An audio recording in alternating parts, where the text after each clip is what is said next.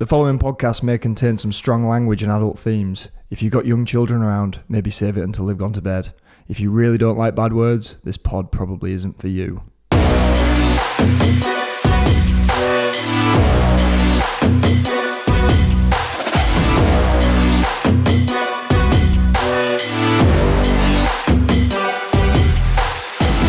Welcome to the Making Up the Numbers podcast. The Making Up the Numbers podcast is sponsored by Hope Technology, J-Tech Suspension, Revolution Bike Park, Ride Southern Spain, Schwal, and the world's finest independent mountain bike magazine, Single Track. Once again, Snowshoe delivered the most epic season finale, possibly even eclipsing 2019 for the drama, because this time, the women's race was even more dramatic. And it really was winner takes all, as Loic and Valley took the wins in the final round, and in doing so, both won the series as well. Jack, it was breathless watching at home. What was it like actually being there? Yeah, it was really exciting, to be fair. I mean, I didn't get to see the women's race because I was getting ready for my own race. We knew something was going on because it was a red flag, but like we were warming up and stuff. So we missed out on that excitement. But yeah, the men's was really exciting. And Loic just showed how world class he really is by producing that at the very end. So yeah, it was nail biting to the finish. He just has the mental strength, and he's got the head game. Oh, you can just eclipse anyone, can't he, at the moment? When it comes down to that, you're always going to put your money on him. Yeah. When you've been like world champion multiple times, when you've won the overall before, it must take the pressure off, because if you don't perform that one time, it won't affect your standing in the sport. Like, you can want it too much, can't you? Yeah, there's certainly an element of that, isn't there? I mean, he's won world championships 5 times. He's won the World Cup overall once before, snowshoe, and now twice. Yeah, it's probably a little bit of maybe a different kind of pressure, but also it must just feel easier to do it because you've done it before. So, whereas for someone like Loris, like, he clearly struggles with that kind of pressure at the moment. So maybe if he does get one behind him, that'll change. But I think that's the thing. I think once you get one, that must really help you move along. Must do, because it's unbelievable to watch. I did a quick list of people who'd had a great season, and I think if you finish in the top 3 women, I think if you finish in the top 5 in any category, you've had a great season. But the top 3 women, Valley, Miriam and Camille, all had a great season. I think it was Tani and Marine next, and I don't know if by their standards they would say it was a great season, really. So I thought about the top 3 women. The top 5 men, Loic, Thibaut, Loris, Troy and Reese. And then in the women's, I added Eleonora and Millie Johnset, because Millie's come on loads this season, hasn't she? Yeah, for sure. She got that one result behind her, and I think when she did, she put a post on saying something like, "Finally, I didn't crash" or something.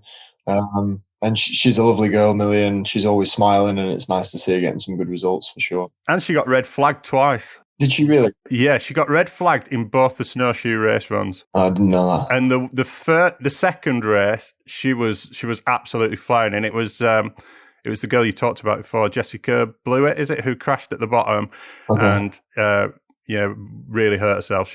I think she's still in hospital now, so get well soon, Jess. Yeah, for sure. But yeah, so she had to go up and do it again, and she laid down another great run. So fair play to Millie. For sure. Then in the men's, obviously, Greg winning Worlds, you can't fault that. Another great season. Benoit's done great. And there's a couple of people I spotted that have overperformed. David Palazzari and Dylan Levesque. They've been top 30 all season. Do you see those guys coming through? Are they? I don't really know much about them. Are they experienced racers or? Dylan's fairly experienced. I know both of them. I know Dylan better than David. David was one of the guys with me at the top of Aldesol 2 years ago when we all qualified in the top 10. And I think he finished 15th or 16th in the race. So that was the first time I became aware of him. And yeah, he's fast for sure. But Dylan's been around for a while, and it's nice to see him have a solid season. Yeah, and there's some good youngsters coming through. Tuoto Ariki Penn, and I thought Henry Kerr did pretty well. The second half of the season, he really came on. Yeah, Henry's a really good rider, and as a junior, he was kind of overshadowed by Thibaut, but I think he finished second at a couple of races, maybe even in the overall. I can't remember. So it's nice to see him starting to, push the pace after he's finished his university, because he's got an engineering degree, Henry, and he's been focusing on that. So, shout out to anyone who's racing at a high level and able to do that alongside it, and how hard it is. And then the Kiwi kid, I saw him getting the results in the winter, and he's looking really strong. So he might be going places. And finally on the list, Dan Slack. What a year! Yeah, he's had a great second half of the season. Really, it was a disappointing start for him, and he was really struggling going into Maribor mentally. And it was a blessing that we had that European champs there the week before the World Cup. He loves that track, and it just gave him time to settle. And I've said this to a few people, taking away the top 10, he's had 34th, 39th, and then the 47th in Lenzerheide would have been a better result. It was the rain that cost him that. And that's a really solid set of results in the first elite season. You add in the 20th qualifier in Snowshoe, and then the 11th qualifier in Maribor, followed by the 10th finish, and you're looking at some really, really, really good results. So we're already excited for next year, and he's got a bright future for sure. Excellent. So then I drew up a list of kind of people who'd had one to forget. And I was drawn to teams rather than individuals for this, because some teams just really didn't manage to do it this year. Starting with Common Sal 100, Greg Thomas and Hugo. There's been some injuries there. For sure, lots of injuries, lots of disappointment. It was nice for Tomo to finish with a good top 20 result in Snowshoe, and he looked like he was riding like his old self. So that was nice to see. Yeah, Madison Saracen. I know Matt won't be happy with 17th after winning it last season and not getting the win he was after. And Veronica had a bit of an unfortunate year with injuries. Jordan's done really well though, hasn't he? Yeah, I mean, Jordan's been a bit of the talk of the pits, really. It's he could be one of the next big things. He's certainly got the ability, and he's a very, very committed and keen racer. I know his dad quite well now, and he just lives, eats and breathes it. And it's exciting to see. It's going to be him and Jackson next year as second-year juniors is going to be one hell of a battle. And then you've got Don Platt, I believe he's a first-year junior next year. So he's going to be coming in ruffling some feathers. And you can see that, can't you? He's winning his category here in the UK by 7-8 seconds. He had a good elite time at Fort William. And if you can, winning his category and getting good times at Hopton and Bridgewood is, whatever. But you go up to Fort William, which is a World Cup track, and you do it against lads like George Gannicott, and I think Fergus Lamb was there. And, that shows that he can do it. So it's going to be interesting. Yeah. Norco, Blanky, Lucas Cruz, Henry Fitzgerald and Elliot Jamieson. I don't think they've had a decent result. Yeah, I mean, I haven't seen much content about them. I haven't seen much of anything, really. When I read it, I was like, oh, yeah, that team is there. Scott as well. I know Marine got 5th in the overall, but no men in the top 20. Is it contract year for them, do you reckon? It's been together quite a few years, that team, hasn't it? I'm not sure. I know that Flo and Dean have had injuries. So yeah, there could be some changes going on in there. Again, with this industry, it very much depends on how much the management and Scott like the riders. Yeah. If they really like the riders and they're happy with stuff under the tent, they won't really care about the results. They'll want to keep the house as is. So, and there's so much that we don't see, isn't there? Riders, they could be really pretty badly injured and trying to keep going. Well, Dean's been rough with injuries for sure. So, and finally, another one that's injured. Intense haven't had a great year with Aaron not being able to do all the races. Yeah, and I'm sure Nico had an injury or two. And Seth's had his first year in elite, so obviously he's qualified a couple of times, which is good. But yeah, for a factory team like that, they've got to be disappointed with the season. And I'll mention yourself. You have. I know this is all right to mention because you've posted it on socials. You haven't had a great season, have you? Did I race this year? Forgotten all about it. So the question I had for you was like, because of the 2020 thing, didn't they wipe the UCI points? So pretty much anybody could go race this year. I'm not sure. I got a bucket load of points at the World Cups last year. So this is the first year in 11 years that I've finished a season without 40 or more UCI points. I've never had to chase points and never finished a World Cup season without them. So it's a strange feeling. Going to Snowshoe, I didn't really want to race, but my only goal personally was to finish with 18 points because I already had 22 points because I already had 18 from Euro Champs. So if I'd finished 50th and 49th in the 2 races, I would have got the points I needed. And what's annoying is without the mistake in my first one and without bending my pedal in my second one, I would have done that. So that was pretty frustrating because I was certainly battling against the odds. I went trail riding yesterday with 2 of my friends and they couldn't believe how bad I was riding and how slow I was. And they were like, how the hell did you qualify in snowshoe? And it's simply just mental strength, I guess, that kind of got me through it because my hand is still really painful. But yeah, I mean, finished the World Cup series with 9 points and I've got 18 from European Champs. So I've got 27. You need 40, but you need more than 40 because in my opinion, there's not much point going to a World Cup without being in Group A. If you're having to get up at 8:30 and finishing practice at 11:15, you're usually going to be on a wet track, especially somewhere like Lords. And then everybody's going to go out and practice in the dry. So, the odds are against you. So I'll certainly be finding some races in the winter, but that would be part of my prep anyway. If COVID gets bad and we don't have any races, I'm not even sure if I'd go to Lords, thinking about it. I've never had to wear a jersey. I don't think I want to wear a jersey. So I'd maybe delay the start of my season and find some points and get my pace and then reset at Fort William. But I mean, as I said, it's a position I've never been in. So my body is just broken at the moment. Tried to go in the gym the other day and what I can do is just so limited because my shoulder is just so restricted in movement. So yeah, it's shit, but this is the sport we do. We know the risks. We know what we sign up for. And I've had a few good friends ask me if I'm going to carry on. And to me, it's just a ridiculous question because there are hard times in anything. And why the hell would I stop just because I've had a bump in the road? Like Saturday at Snowshoe was one of my favourite days on the bike ever because of the crowd. Like I was just having so much fun. I was finally able to keep up with Dan. I had good top splits, not good top splits, but like okay top splits for the situation. I think I was 38th and 48th or something at the first 2 splits. And I had a big smile on my face. And it reminded me why I do the sport. And like, even though I was kind of half the person I normally am on the bike, it was still like, wow, this is it. Yeah. So I just want to get back and I'll be doing everything I can to be back. So yeah, I know you've not had the best time personally, but it's been such a good season, hasn't it?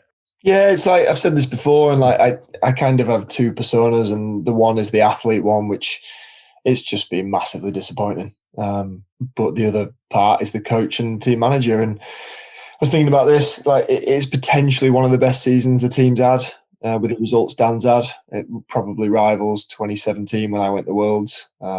So yeah, like what a success for the team and what a success for Dan and what a success for me as a coach and a manager. So yeah, we're on that side of it. It's just mint and we can't wait for next year. Cool. On to this episode then. Just over a year ago, we interviewed 2 young guns on the pod, Vali Hall and Thibaut Deprella. They'd both just had standout junior seasons and were heading up to elite. And what an adventure they've been on. This season alone, they've had more ups and downs than your average theme park. And we're going to be chatting with them both, starting with the Elite Women's 2021 World Cup overall champion, Vali Hall, after these messages. Choose single track. Choose print. Choose digital. Choose an independent mountain bike magazine. Choose mountain bike culture. Choose adventure and mishap. Choose great stories and glorious photography. Choose ad-free access to our website. Choose time out with a mug of tea. Choose an annual subscription. Choose a monthly subscription. Choose discounts in our shop on a range of ethical products. Choose bobble hats. Choose hip flasks. Choose gift subscriptions for your friends. Choose single track salvation for your arse. Choose a username. Choose a community. Choose to support independent publishing. Choose your future and our future. Choose single track. Hi, it's Andy Weems from Ride Southern Spain. We offer mountain bike and road cycling holidays from our villa in the Sierra Nevada Natural Park, which sleeps up to 16 guests. We have 42 long, technical and challenging enduro and DH trails. To name a few, the Trek Test Track, Spanish National and La Zubia DH, which is also home to the YT Mob. After riding, you can relax by the pool, tinker in the workshop, have a beer around the fire pit, or take a stroll into town. At £600 a week, including accommodation, airport transfers, uplifts, guiding, breakfast and evening meals, it's a bargain. Check out our social media or website to get a taste of the action. I look forward to seeing you at Ride Southern Spain. I just introed you before the ad break as the Elite Women's 2021 World Cup overall champion, but you won't have heard that. So we'll do it again. Valley Hall, Elite Women's 2021 World Cup overall winner. Welcome back to the pod. Sounds crazy, huh? Thank you. So we should probably start by telling people that this podcast was scheduled to be recorded before the final 2 rounds in snowshoe. But due to my day job getting a little crazy, we rescheduled. And what a different podcast it would have been. I know you've stayed out in snowshoe for a few extra days and literally just stepped off the plane this morning. Have you stopped celebrating yet? Yeah, I mean, it was kind of sad after snowshoe because after the cross country, everyone left. So it was pretty empty up there. And I'm actually happy that I'm back home now. So I'm seeing my family for the first time after 3 weeks and starting to celebrate with my friends. Cool. Let's go back a bit then, because last time you were on the pod was around this time last year in our World Champs preview show. And we all know what happened there. Seeded first and then a huge crash on the morning of the race, broken ankle, torn ligaments, the whole shortened 2020 season written off. Then came a winter of recovery, including 2 operations. I believe that was your first big injury. Was it harder to get over mentally or physically? I think the thing was that it was actually pretty exciting because it was also news. It was like first time I had surgery, like first time was rehab. But I guess if you have to do it more often, it kind of gets pretty boring. So like the recovery was fine. It was actually okay. I mean, it was my first one, so I can't really compare it to any other injuries. But I was actually shocked how hard it was mentally to get over the fear of jumping because I still struggle with it actually. So how long did the physical recovery take? And when were you first back on the bike after the surgery? So I got surgery like a week after my crash in Leogang. And then I was like 2 months, Monday to Friday in the Red Bull Rehab Center. That was pretty cool because, I mean, we had lockdown anyway at home, so there was nothing to do. And I just stayed from Monday to Friday out in Salzburg and they took care of me. That was pretty sick. I mean, I had physio sessions 2 times a day, which is crazy, and that 5 times a week. And then I had training sessions, nutritionist, mental performance coach. So they really took great care of me, and yeah, it helped me a lot. And then I was actually already back on the bike in January, but that was actually a big mistake because I was so slow and my ankle was so stiff. And then I went to Madeira in February and the riding was just not really good. And then I decided to have a second surgery to get all the metal out because I just couldn't move my ankle. Okay. And you also switched teams in the off season, moving from your personal deal with YT to the RockShox Trek race team. I mean, let's not beat around the bush here. You must have had quite a lot of offers. How many people approached you? Yeah, it was crazy. I mean, it started already 2 years before my contract ended with YT, and it was for me it was a big shock because I felt I'm only racing junior, you know, like who cares? And then like so many big teams called me up, and you know all my heroes are in those teams, and then it was actually really really hard for me to decide what I'm going to do. Like on the other side, I could have gone to a full factory team where my biggest idol is, but then I need to give up all my personal sponsors I've worked with the last 5 years who supported me from day one on. So that was actually a really hard decision, and it took me quite a long time to decide where I'm going to go. But I think going with RockShox and Trek was actually the best decision. I think so. Nice. Has it been a big change? Has it taken you a long time to adapt from the program you were on to the new program, or is everything quite similar? No, it's actually quite similar. I mean, I think the most important thing for me was to stay with SRAM and just the whole infrastructure they have. They have the big race truck, and we know we will get parts no matter what.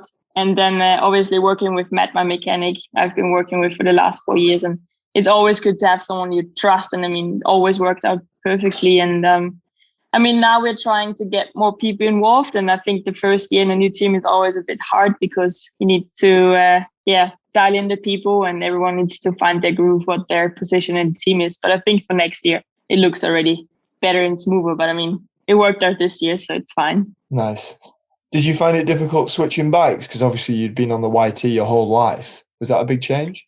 Yeah, it was hard, but also I think I was like coming back from my injury, so my riding really sucked. Okay. And it was so hard to feel good on a bike, and I was like super scared. I actually started testing the new track with the mallet setup, but I just couldn't handle it. And every time I was jumping, I was coming so nosy. And I think also it was because just my little brain fuck I had from jumps, and like nothing worked out. And I was actually like getting a bit stressed that I'm not getting on the bike well. And then I was talking to Mac quite a lot. And then we were deciding that we're going to stick with 29er for the season to make it as similar to the YT.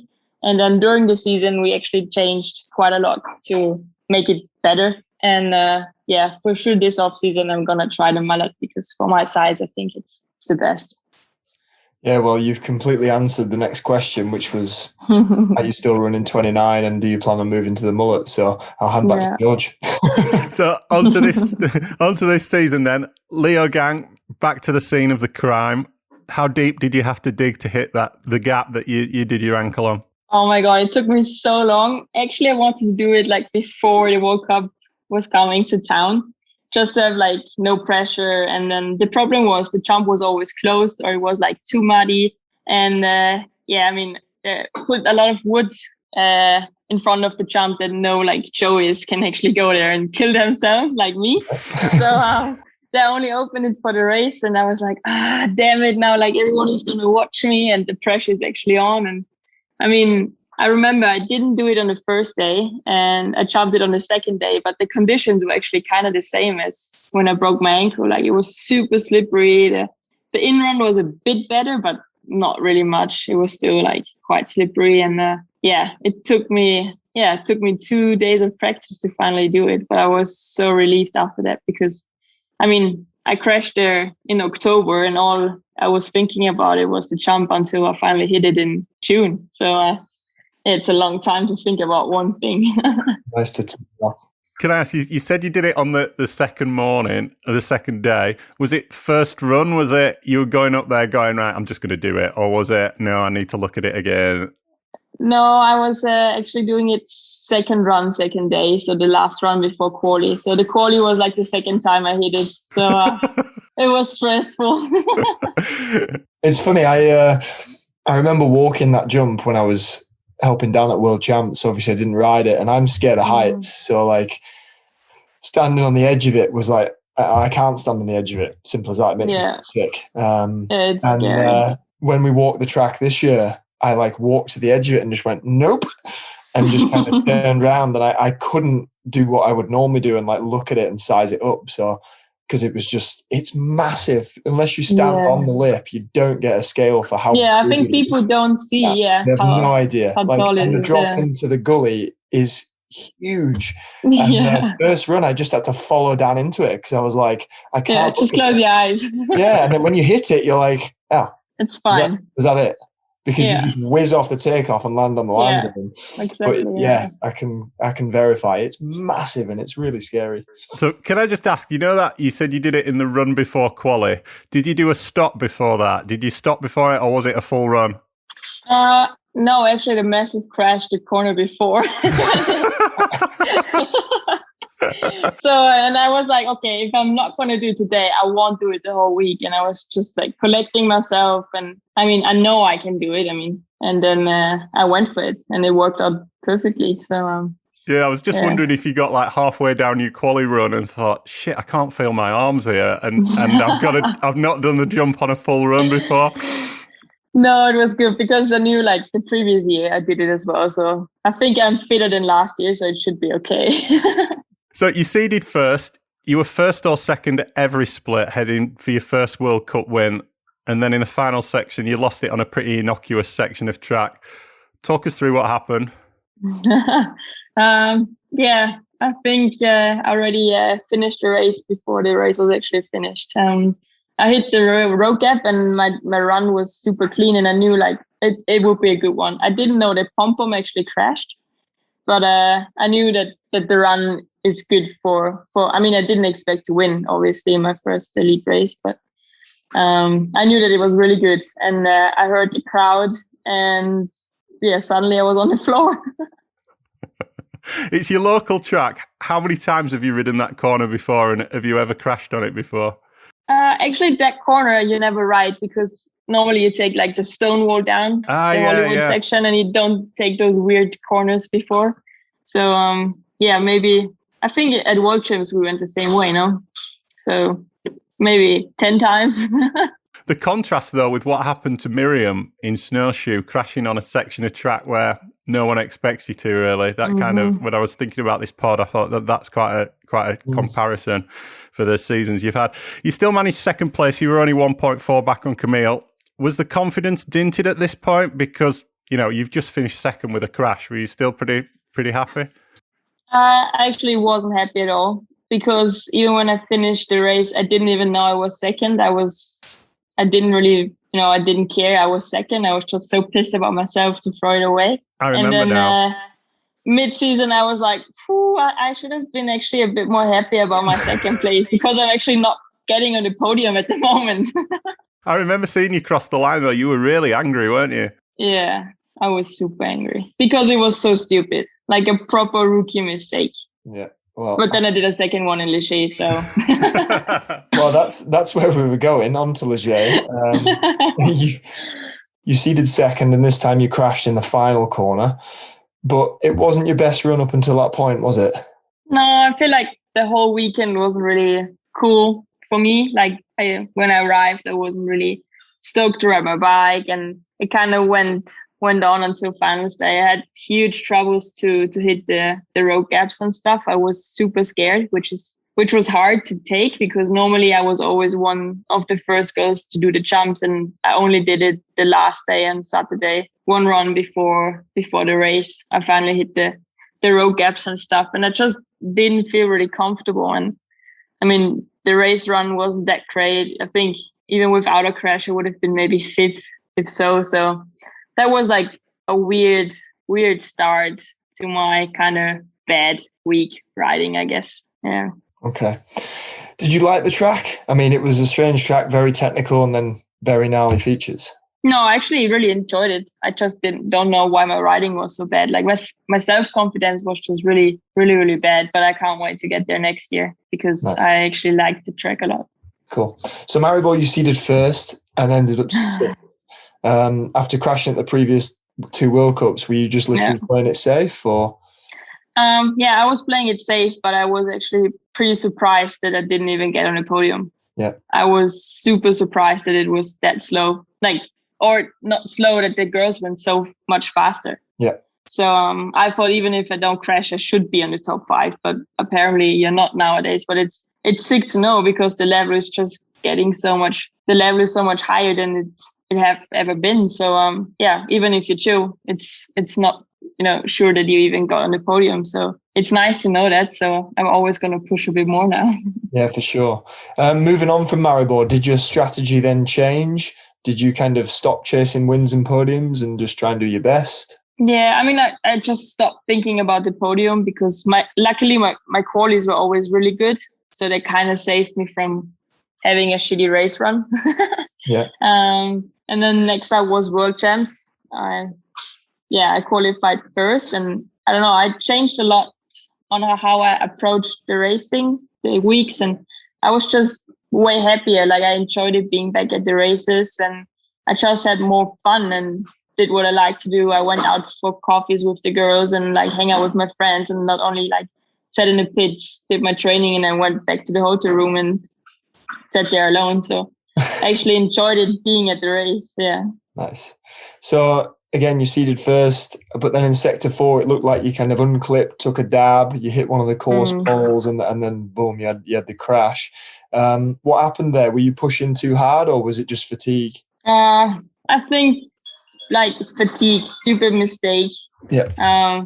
The track was really tough, and I think I did a bit, too many laps, I guess, during the week, because I actually really enjoyed the track. So it was actually super nice to ride. So I did many laps and it felt good. But then, once it's too late, then you don't really recover anymore. So it was, my splits were really good up to pom-pom. I wouldn't have won, but maybe top 3. So the crash wasn't that nice. I bruised my ribs and stuff. So it was a bit hard to raise Lenzerheide, but it was good to see that my speed is up there again, and that I actually do better on like more technical tracks than like fast ones. Yeah.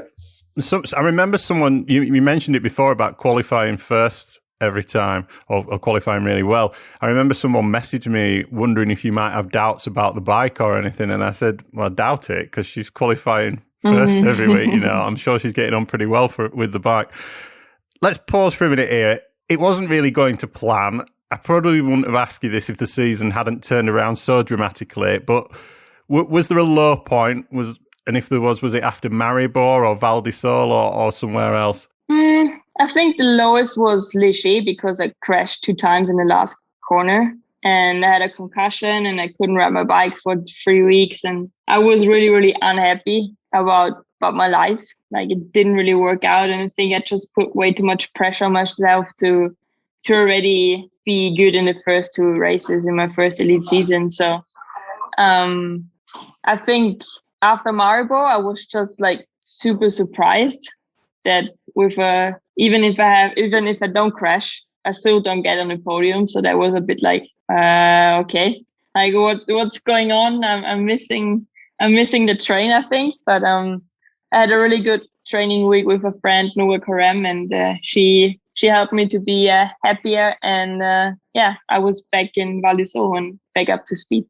Cool. We talked a little bit at the top of the show about pressure, and you've just mentioned it there. You said it was pressure that you were putting on yourself to win. You've got Ben Cathro videos saying everyone's saying she's going to win. We're talking about it on the pod. Are you aware of all that? And does that add more to it, or is it like I think Greg said on the podcast that it's just the pressure he puts on himself that's greater than anything else? For sure. Like, obviously I see everything that gets posted, and when I get tagged on Instagram and then see the messages from the people, and like every time I had a bad race, people were like, yeah, next race you're going to win. And then the next race I didn't win. And I'm like, yeah, it doesn't matter. Next race is the one you win. It's like, yeah, guys, just say next season. Huh? Wouldn't that be better? Give me a bit more time to actually improve. And it's tough. I think I just expected way too much of myself. And it was hard because I got second with a crash in Leogang. Then I won Crankworks. So I was like, oh, okay, no, this is easy. Like, I'm going to show them how it's going. But I didn't show them at the beginning. You mentioned when you were in the Red Bull rehab center, you had a psychological coach to help with the mental aspects of racing. Did you continue with that throughout the season? Did you use that to help you with the struggles? I think the last time I was spoken to them was when I was there for my concussion. So after Léger.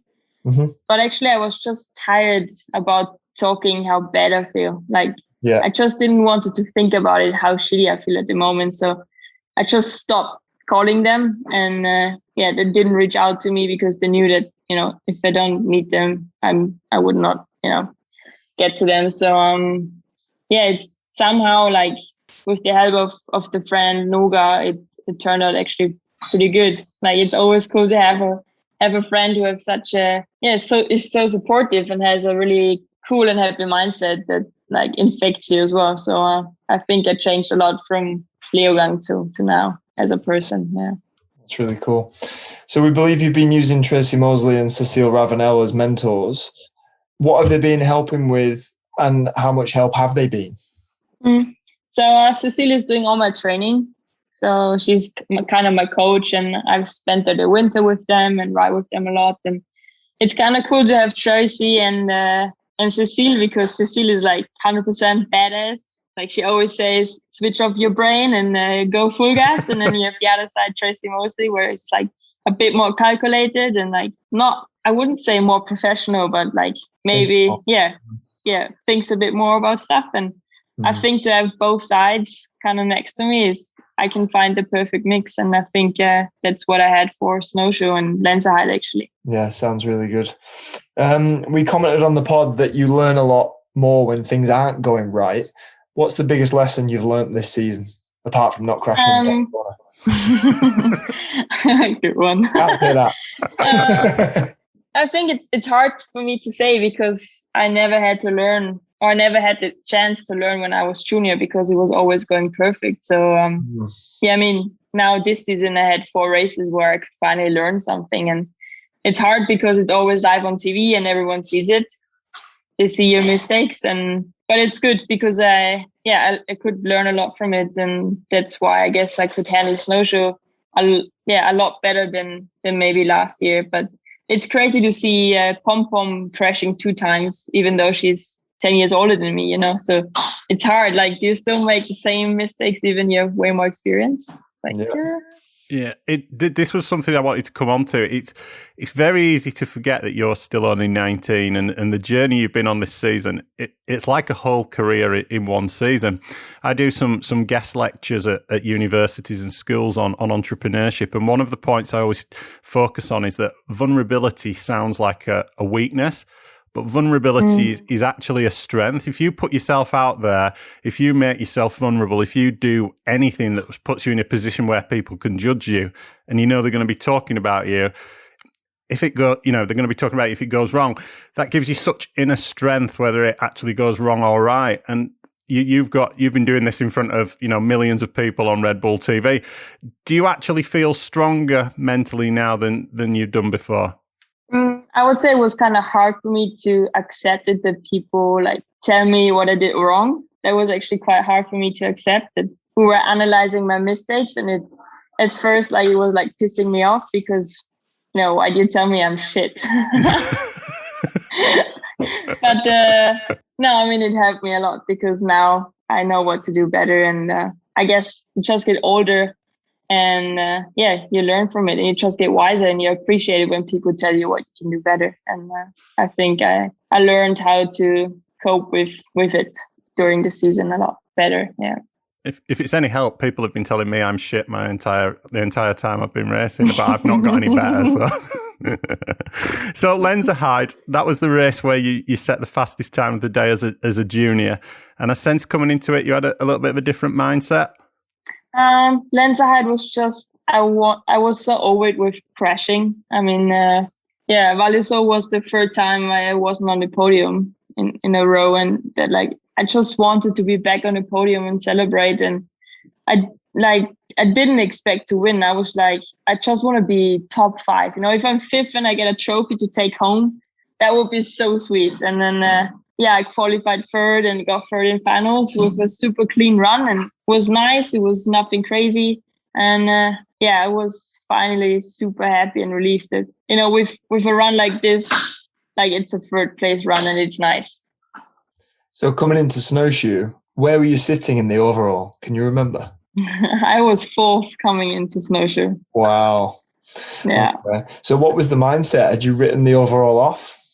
Yeah, totally. I mean, the 1st place never, ever came into my mind. It was so far away from me. And I was well, because after Lenzerheide, Tani grabbed my 3rd place and I got 4th. And I was it would be cool if I get the 3rd place back. And I didn't really think about 2nd either. I was just okay, if I can end the season, I was not really already signing the season off, but I was okay, if I get 3rd, I will be happy, and then I can go home and sleep and rest and restart. And you just set new goals. Yeah. That makes sense for sure. So in race 1, Miriam had the fastest 3 sectors, and then it was her turn to crash in sector 4, and you took your first World Cup win. How did that feel? I must say it didn't really feel like a win, because I know Pom Pom would have smoked me. It's always hard to say, okay, if someone crashes, I mean, you still have to go down without a crash to win a race. But she was just way faster in general. And I knew that, if she's not crashing, she would smoke us anyway. And I was still super happy to finally win my first World Cup. I mean, it's crazy. I didn't really expect it that it would happen. And there was still Marine and Tani and Kami who could have gone faster than me. So I was super stoked, to be honest. Yeah. Nice. So after that snowshoe race 1, I took you out of my fantasy team because you just won your first World Cup. You're probably going to be a bit hungover. Practice starts the following day, and psychologically it's a lot to take in. But the Valley hole I saw in that second race, the way you were riding, it was like a completely different rider. Body position, attacking the track. You looked very, very confident. Did the wind take the pressure off? Did you feel different?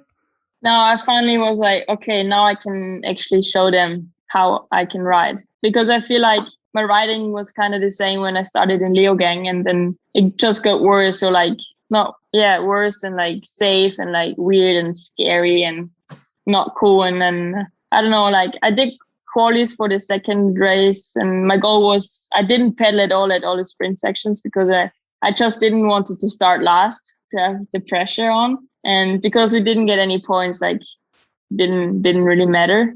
So fourth place was super sweet, like zero pressure, and I just went for it. And you're in the hot seat. What did you know? Had you done the math? What did you know what you needed to happen to win the overall? I think because I was going out with on the last practice run, I went up the lift with Kami, and then she was like, yeah, if you go faster than me, you can be second. And if I go faster than you, I'm second and you're third. And that was the only thing I was thinking. Yeah, maybe I could go second. Like that would be actually pretty sick. But I had no idea what has to happen to get even first. And as you maybe saw on the TV, I had no idea what was going on. It's crazy. Who was the first person to tell you? Who did you? Oh, not who was the first person to tell you. Was the first person you believed? It was actually the stadium speaker. Yeah, it was funny because nobody knew what needs to happen, or like nobody was sure. Actually, they were like, "Yeah, we think, but we're not sure. We don't know." And then like the UCI guy wasn't there, and like we had no idea what was going on. And then like it felt like ages until someone finally said, yeah, we confirm Vallejo won the overall tattoo one. That's just so crazy. I'd put on Instagram what needed to happen in the men's, like for Loris to win, for Loic to win, for Thibaut to win, what needed to happen. I'd never even looked at the women's because I just didn't think it was going to happen. So I didn't. Yeah, me neither. Nobody knew. Well, I think that closes the loop because you've just literally got back from snowshoe. What have you been doing out there since the race? We did some secret testing. Yeah. You got a big family dinner tonight? Oh yeah, big family dinner, big party at the weekend.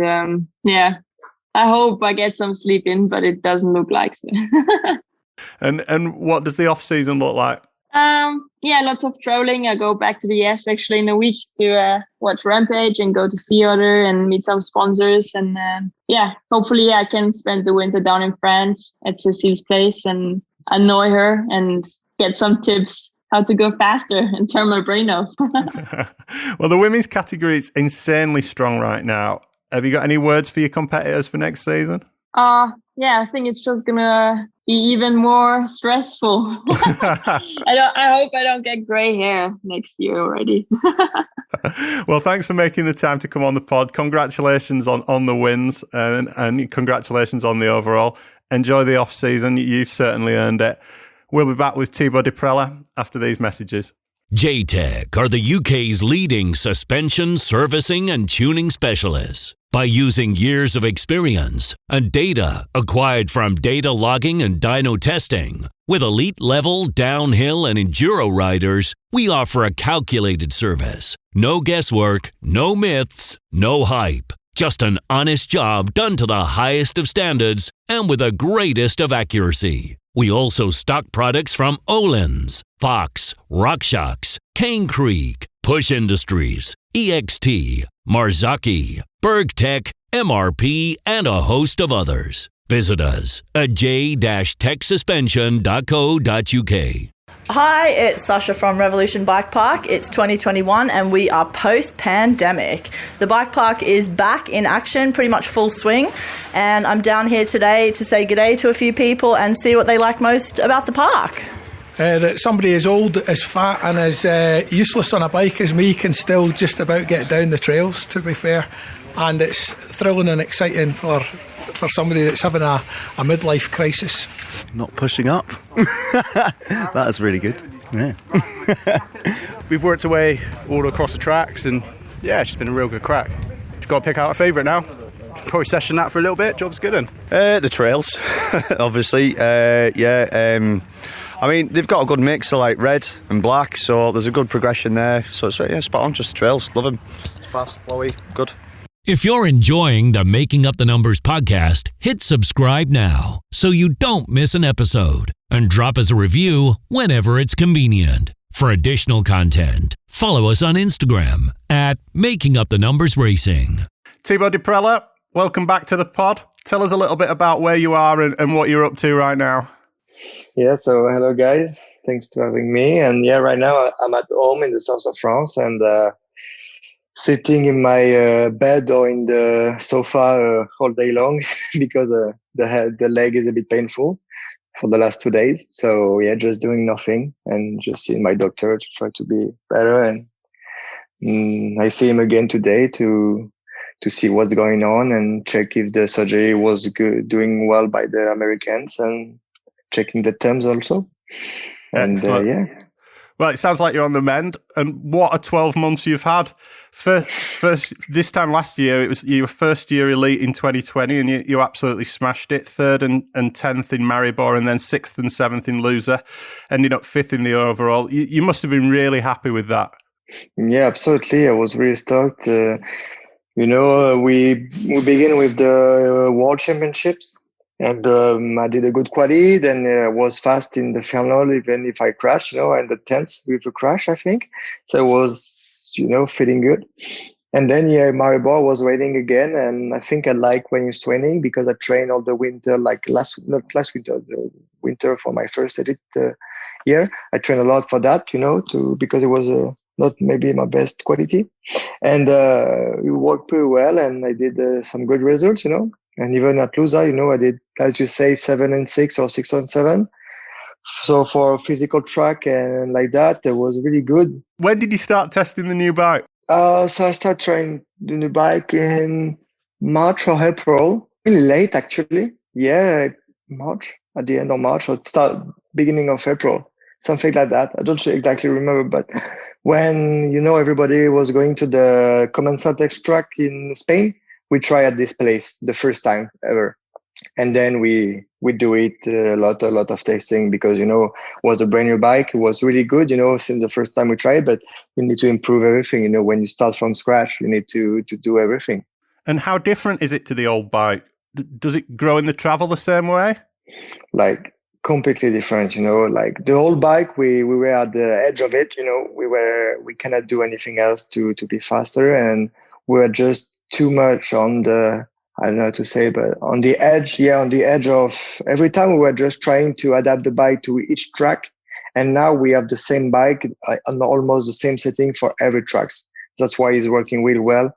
And the old bike is a really, really good bike, but it was a bit sometimes going front, you can see some riders is just doing like that because it was this bike. And now it's just like, and everything is better on this bike. No, to be honest, really, it's impressive. And it helps me a lot to be faster, I think, this year. Did it take a lot of getting used to? Because you changed to Fox as well, didn't you, this off-season? Not to be used to, but just to make it as we want it. And to be not too used to the bike, but used to the way it's working. As it's a really different bike, we were the first few months, we were like, maybe it's that fast because he has not the same feeling. I don't know how to explain it, but it was really, really good. But you don't have any feelings to be fast on this bike, because it's really calm and in the lines and everything, because the other bike is a bit crazy, so you feel you're going fast, but sometimes you're not. So this bike was really different. We just need to, the most getting used to was that. And yeah, as you say, for the Fox suspension, we ride them before having this new bike on the old bike. So when we put it the first time, it was, even if it was stock suspension, was amazing. So no problem to be used to that. Excellent. 2021 then, what a season. Leo Gang, 3 seconds up at the first split. The only rider to do this crazy double on one of the jumps on the long straight. I think that ended up costing you time, but still, it looked impressive. Then you went low in the lower woods, didn't you? And that was that cost you a couple of seconds at least. You crossed the line 1.2 up and ended up second to Troy. You really came out to make a statement this year, didn't you? Yeah, so I love this track in Leogang, and last year I knew I was really fast at the top, and this year was and I know I'm fast when it's steep also, so I knew I can make sometimes a bit everywhere, and just trying to not lose time as I did last year, like in 2020 in the bottom. Sadly, I did it, but it's like that.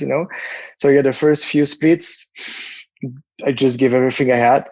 And I push a lot without taking too much risk, but just when you're feeling good, you're going fast. And even it's the same line for everybody. I don't know how I did to have this time, And yeah, as I push a lot, I was already tired, and that's why I jumped this triple, because I just did a mistake about everything, with the sun and the gray floor is you can't see everywhere where you're going. And as it was really fast also, and I just pull up something bad, and I could have died, on this one. And then I was just trying to recover in the woods, and I did this mistake because last year, I went inside in the steep section, and it's where I start to lose the foot and crashed a few meters after. And this year I say, okay, even if it's slower, I'll go left. And I knew I can make time at the top and after, but it does not work for this time because I did the mistake. I'm writing a review at the minute of a season review for Single Track magazine, and the one image of the whole season that stays with me is your entrance into the woods in Leogang, because everybody who came down before, they were struggling with it. There was people they were challenged by it, but you made it look so smooth. I think it made me go wow when you entered those woods. Were you conscious that you were riding? That you were doing that? Like for the entrance, you have a big right grass corner, and everybody was struggling at the practice, and even me, but I work a lot to be fast on this one because I knew it was one of the key corners in the track, so I just need to be confident in this corner. It's what I did, just didn't touch the brake at all and just trying to go as fast as I can because I remember all the routes where they were. And sometimes when you just don't touch the brake and let the bike roll, it's feeling better. But it's a risk to do it. But if you just train for that, maybe sometimes it works. Yeah, and you've not done yourself justice there, really, because it's not a grass corner; it's a rutty corner. Yeah, exactly. But higher wide ruts into off camber routes on an off camber takeoff that you're going to have to gap onto the routes. And then keep turning right. So to hit that off the brakes is unbelievable. And as George says, you've not done yourself justice. It's not a grass corner. It's one of the hardest corners on the circuit. So don't undersell yourself on that one. Sorry. Yeah, it was impressive riding. And just to recap, how do you think you managed to pull 3 seconds at the top of that track? As you've said, it's fairly one line. What went on there? I think it's just something I had luckily like that because, as maybe you guys know, I share a lot of things with Amaury. And even since the first day, I just was faster. But I don't know how. I know something why, but I wouldn't say why. Yeah. I can't say why because, I need to keep something. Okay. But just I'm fast because I'm fast on this part, luckily. Yeah. But, it's a mix of the bike, maybe me feeling better physically, getting experience and maybe loving this BMX part and pushing everywhere. I don't know. I was just about to ask, based on you just saying loving this BMX part, like the top of that track, I've had good splits up there once or twice, like top 20 splits up there, and you are going so fast. When you got that split, can you remember back? Were you having fun, or were you behind the bars going, "Whoa, holy shit!" Like no, absolutely not. I was having so much fun. Nice. And and when you know exactly the track, you can see me going on some different lines than everybody. Even Amaury says, when you enter in the tree section before the jumps. Yep. You have the left, and then it's going slower. And before the left, I just double all the braking bands, and nobody has done it just because I was faster than everybody else and just doing. But it was still fun to do it, Even I do it during the trainings, but not properly. Yeah. And I was so much fun on the bike, feeling all the grip and feeling everything. And I was not ahead of my edge, I was just as I can. That lines up nicely with something Greg Minaz said to me before. I asked him at Leogang when we were doing an O'Neill shoot after the race. I said, when you're doing your timed runs like your quali run or your race run and you're pushing, I said, does it feel fast? Like, do you feel like you're like, oh, go. And he just looked at me and he went, no. He said, I always make fast, like just feel slow in my mind. And that ties in with what you've just said of when you are pushing to your maximum, you're still just having fun and relaxed and letting the bike do its thing. And yeah, riding stressed is always slower. Yeah, okay. Exactly. So post Leogang, you went to the French Cup at Les Arcs. You had a huge crash. You were airlifted off the track. You bit through 3/4 of your tongue and a number of injuries. What happened there? Yeah, so it was a French Cup. Feeling once again really fast on the track, even if I didn't do any qualification, but I had the GoPro and I compare after the crash, I compare my time training time with the quali ones, and I was already, now I can say I was faster, Yeah. Even if I didn't do any race, but I was in the timing, I was fast during this race also. And there isn't one thing between two trees, you need to pull up one rock and go after a few roots on the floor. Yeah. I was since the first day I didn't feel that it was necessary to do it, or I didn't want to do it. And then like everybody was doing it, even some little guy which go fast, and in the youth category I did okay. I'm going for it first run, and I know if this guy can do it, maybe I can, Yeah. And it doesn't work. I was really too short and go over the bar and smash my head straight to the floor really bad. And not that fast, but sometimes when you are slow, it's worse than going fast. Exactly. Yeah. So it was pretty bad crash, really painful. Like even thinking about it, it's really bad, Yeah. Okay. So I mean, you obviously couldn't eat properly all week, but you came to Leger, which surprised most of us. Did you think you'd be racing when you arrived? And how much was the overall on your mind? Yeah, so for sure the main thing was the overall. It was just to mark some points, and so when I went out of the hospital, I straight go to see my doctor at home, and when I saw him, he say everything is fine. He's kind of fine. Yeah, you can race. It's just about you right now. So when you say that to me, I will race for sure. Yeah. So then I start the first few runs in Asia. I was feeling not good, but I can ride, Then I take a big crash once again on my head, at the beginning before the drop, because I was trying to push, and if I was feeling bad, and then I didn't knew it, but my team, they talk together, not with me, because me, they just let me see, and they want me to stop riding because I take this crash once again. But they tell that to me 1 week ago. No, to be fair for real. And then quali, I just couldn't go fast because I was completely tired. As I take not medication, but they give me I slept because they give me some things to sleep when they stitch everything, and I did a lot of things to trying to be good, physio and everything. I was so tired, no power anywhere, no power left. So during the quali, I just say, okay, I try to ride the fastest I can, but it was the fastest I can go, and then the 33, as you say. And then the day after, I was feeling really, really good, like not good physically, but feeling good to go fast. And then sadly start to rain, and I say, okay, it start to rain. Maybe I could mark some points if it start to rain more. But and then I did. I think if the weather was the same for everybody, I think it was once again a race to be top 10, top 5. I think, because even if I was bad, I was pushing and trying to ride fast. And sadly, I had a bit of luck with the weather, but at least my race run was really fast. So it's not like I did a bad run and I win, Yeah. I was lucky, but I'm not like I knew I will be top 10 at least. So wasn't just, and you have some fast guy, like I don't remember the name, which came before me or after me. And they didn't do my time or even top 5. So, For it was not lucky, it was maybe just, Definitely.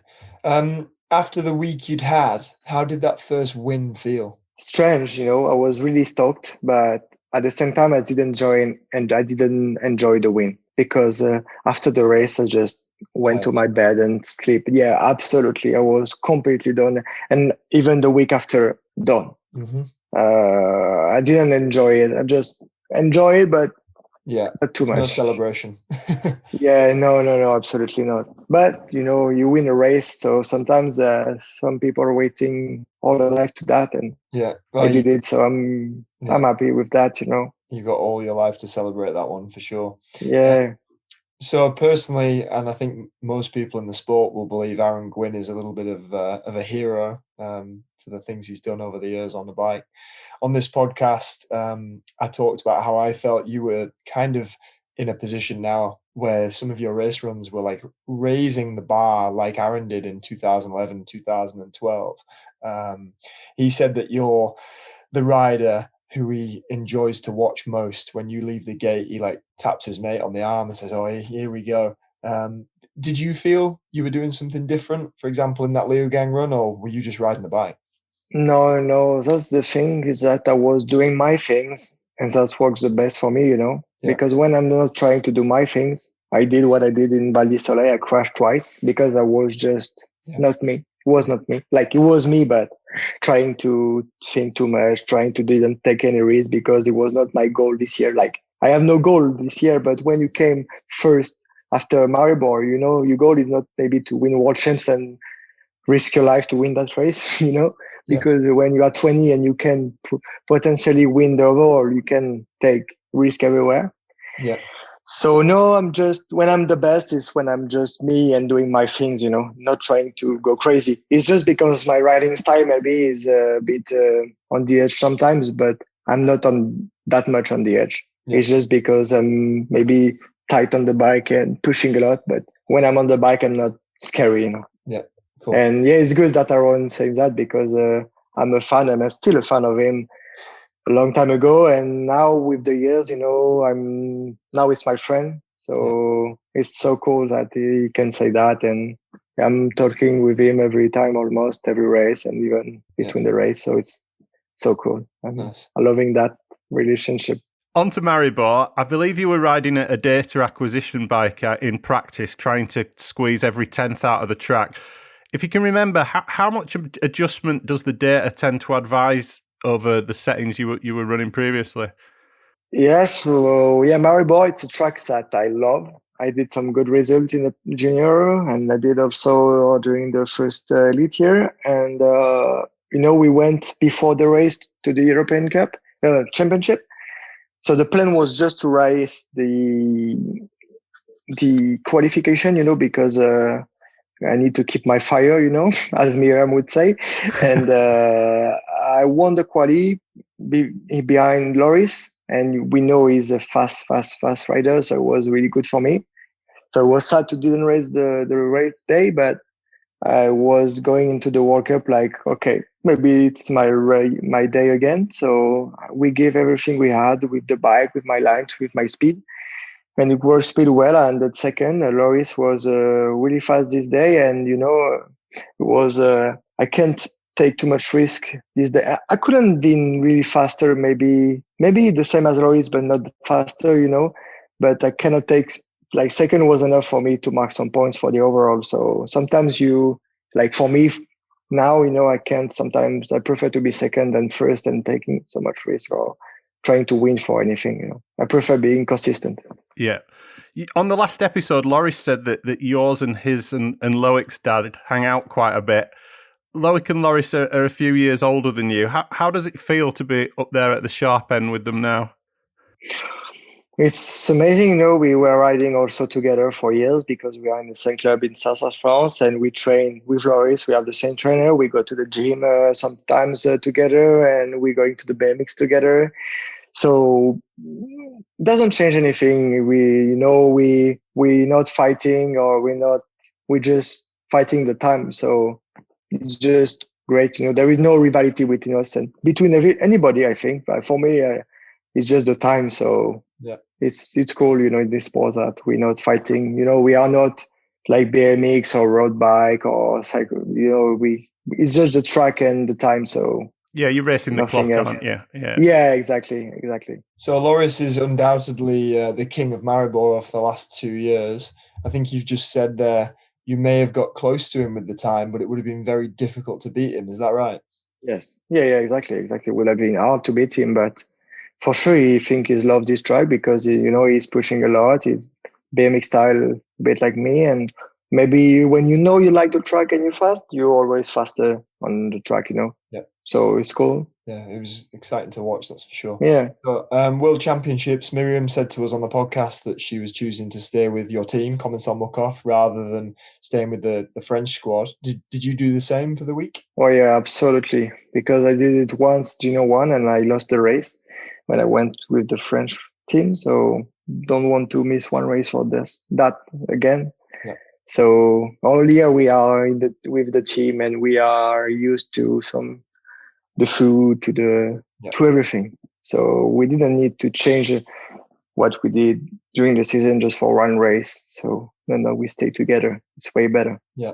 And we were just going to ask you about the crashes. Obviously 2 crashes, and there was, I think you said after the race that you tried to use your head too much, and you've just that there.